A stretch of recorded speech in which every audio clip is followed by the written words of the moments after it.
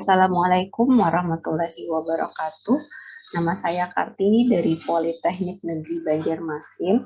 Hari ini saya akan mempresentasikan tugas dari pelatihan pekerti atau pelatihan keterampilan dasar teknik instruksional bagi dosen perguruan tinggi yang disampaikan materinya oleh Bapak Dr. Syihabuddin Said, MSI, dengan judul Strategi Pembelajaran dan Motivasi Belajar.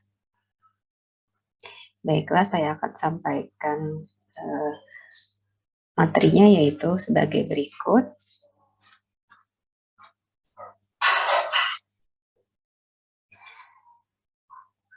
Adapun tujuan umum dari workshop pekerti ini diharapkan setelah mengikuti pelatihan, peserta mampu memahami dan mengembangkan strategi pembelajaran, kemudian memotivasi diri dan mahasiswa untuk terus belajar. Tujuan khususnya yaitu untuk menjelaskan strategi pembelajaran, menjelaskan motivasi belajar, dan menjelaskan tuntutan belajar di perguruan tinggi. Definisi dari strategi adalah pendekatan secara keseluruhan yang berkaitan dengan pelaksanaan gagasan, perencanaan, dan eksekusi sebuah aktivitas dalam kurun waktu.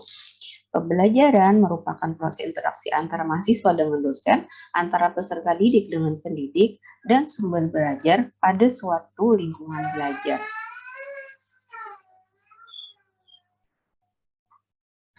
Yang dimaksud dengan dosen dan mahasiswa yaitu dosen adalah pendidik profesional dan ilmuwan dengan tugas utama mentransformasikan, mengembangkan, dan menyebarluaskan ilmu pengetahuan dan teknologi melalui pendidikan, penelitian, dan pengabdian kepada masyarakat. Sedangkan definisi mahasiswa adalah peserta didik pada jenjang pendidikan tinggi. Pembelajaran merupakan suatu proses atau kegiatan yang sistematis yang bersifat interaktif dan komunikatif antara dosen atau pendidik dengan mahasiswa atau peserta didik di kelas, dihadiri secara fisik oleh dosen atau pendidik atau tidak untuk menguasai kompetensi yang telah ditentukan.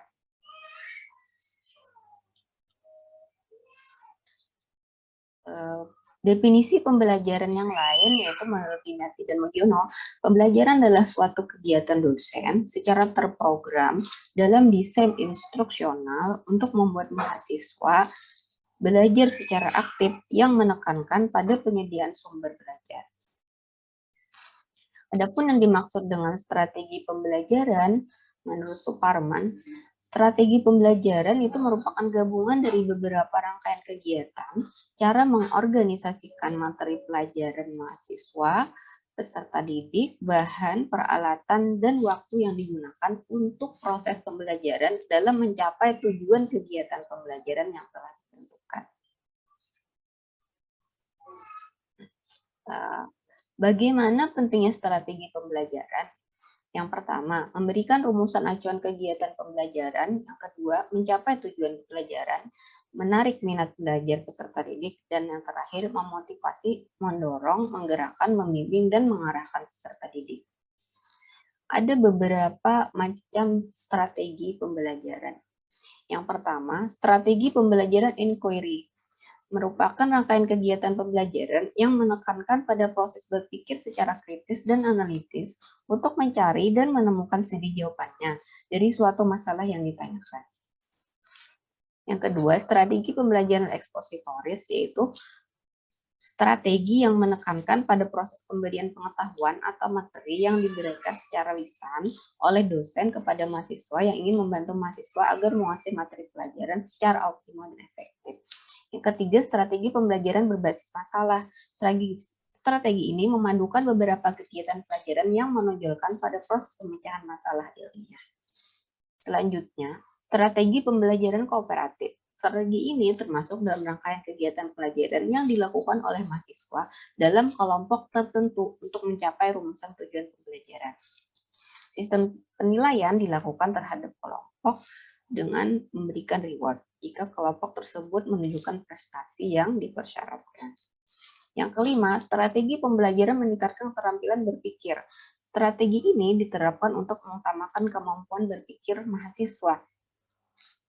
Jadi, agar strategi ini berjalan dengan maksimal, maka perlu didukung oleh sarana dan prasarana yang ada di sekolah atau kampus seperti perpustakaan, renovasi kelas, serta pelatihan kepada dosen atau pendidik. Karakteristik proses pembelajaran yaitu interaktif, inspiratif, menyenangkan, menantang, memotivasi peserta didik untuk aktif, serta memberikan ruang yang cukup bagi prakarsa, kreativitas, dan kemandirian sesuai dengan bakat, minat, dan perkembangan fisik, serta psikologis peserta didik.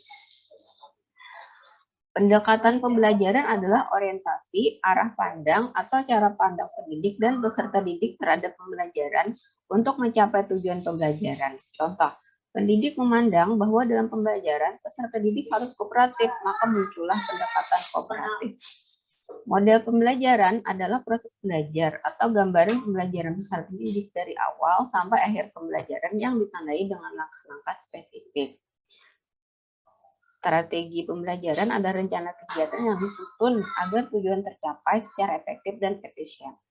Sedangkan metode pembelajaran adalah cara pendidik menyampaikan atau memfasilitasi peserta didik untuk memperoleh pengetahuan dan atau keterampilan tertentu atau cara yang digunakan untuk mengimplementasikan rencana dalam bentuk kegiatan nyata. Teknik pembelajaran adalah cara pendidik menyampaikan atau memfasilitasi peserta didik untuk memperoleh pengetahuan dan atau keterampilan tertentu tersebut melalui metode pembelajaran tertentu atau cara yang digunakan untuk mengimplementasikan suatu metode. Sedangkan taktik pembelajaran adalah gaya mengajar pendidik yang khas dalam melaksanakan metode atau teknik tertentu. Misalnya dengan metode ceramah yang diselingi dengan humor. Di sini pada gambar terlihat contoh kelompok mahasiswa yang sedang berdiskusi. Nah, di sini berarti dosen menerapkan kepada mahasiswa untuk melakukan diskusi kelompok sehingga strateginya supaya pembelajaran tercapai dan mahasiswa aktif berperan di dalamnya. Nah, sedangkan gambar yang kedua di atas ini terlihat bahwa para peserta didik itu memperhatikan pemateri yang berada di depannya. Nah, serius memperhatikan. Sedangkan yang ketiga ini peserta tidak semuanya memperhatikan ya, cuma beberapa satu orang saja terlihat, yang lainnya ada yang sedang mengerjakan yang lain dan ada yang sampai tertidur. Kemudian di sini juga terlihat gambar ya, gambar yaitu para mahasiswa atau peserta didik itu mendengarkan seorang dosen gitu, kemudian dan mengikuti dengan antusias. Kemudian dua gambar selanjutnya itu memperlihatkan diskusi kelompok antar mahasiswa. Dari situ terlihat strategi pembelajaran yang lebih efektif itu sebenarnya memerankan mahasiswa untuk berperan aktif dalam mengikuti pembelajaran. Jadi mendorong atau mempersilahkan mahasiswa untuk berdiskusi dalam kelompok sehingga terlihat setiap mahasiswa bisa aktif untuk menyampaikan aspirasi atau pendapatnya. Selanjutnya adalah teori dari Bloom dan Krathwohl. Dalam belajar, mahasiswa harus menguasai 3 ranah, yaitu kognitif, psikomotorik, dan afektif. Untuk kognitif itu ada 6 tingkatan, yaitu pengetahuan, mengingat, menghafal, pemahaman, menginterpretasikan, kemudian aplikasi, itu cara penggunaan konsep, kemudian analisis menjabarkan konsep, sintesis menggabungkan bagian-bagian konsep menjadi satu konsep, terus evaluasi, yaitu membandingkan nilai-nilai atau ide. Selanjutnya, untuk psikomotorik itu ada 5 tingkatan, yaitu peniruan, penggunaan, ketepatan, perangkaian, dan naturalisasi. Sedangkan afektif itu terdiri dari 5 tingkatan, yaitu pengenalan, merespon, penghargaan, pengorganisasian, dan pengamalan. Motivasi belajar di perguruan tinggi. Motivasi itu merupakan kekuatan atau energi seseorang yang dapat menimbulkan tingkat persistensi dan antusiasmenya dalam melaksanakan suatu kegiatan. Baik yang bersumber dari dalam diri individu itu sendiri, motivasi intrinsik, maupun dari luar individu atau motivasi ekstrinsik. Seberapa kuat motivasi yang dimiliki individu akan banyak menentukan terhadap kualitas perilaku yang ditampilkannya, baik dalam konteks belajar, bekerja, maupun dalam kehidupan lainnya. Definisi motivasi belajar itu menurut Hamzah B. Uno tahun 2008 adalah dorongan internal dan eksternal pada siswa-siswi yang sedang belajar untuk mengadakan perubahan tingkah laku, pada umumnya dengan beberapa indikator atau unsur yang mendukung. Ciri-ciri motivasi belajar antara lain menurut Sardiman, tekun menghadapi tugas, ulet menghadapi kesulitan, tidak lekas putus asa, menunjukkan minat terhadap bermacam-macam masalah, lebih senang bekerja mandiri, cepat bosan pada tugas-tugas yang rutin atau yang bersifat begitu saja, sehingga kurang kreatif gitu. Kemudian dapat mempertahankan pendapatnya kalau sudah yakin akan sesuatu, tidak mudah melepaskan hal yang diyakini itu. Senang mencari dan memecahkan masalah soal-soal. Fungsi motivasi dalam belajar itu adalah sebagai pendorong untuk berbuat sesuatu dari setiap aktivitas yang dilakukan. Penentu arah perbuatan yakni ke arah tujuan yang ingin dicapai. Kemudian menyeleksi perbuatan dan mendorong usaha untuk mencapai prestasi. Kemudian motivasi anak di sekolah itu berbeda-beda sehingga diperlukan pendorong atau motivasi dari guru atau pendidik. Hal ini bisa memicu semangat siswa atau mahasiswa untuk belajar di sekolah atau perguruan tinggi.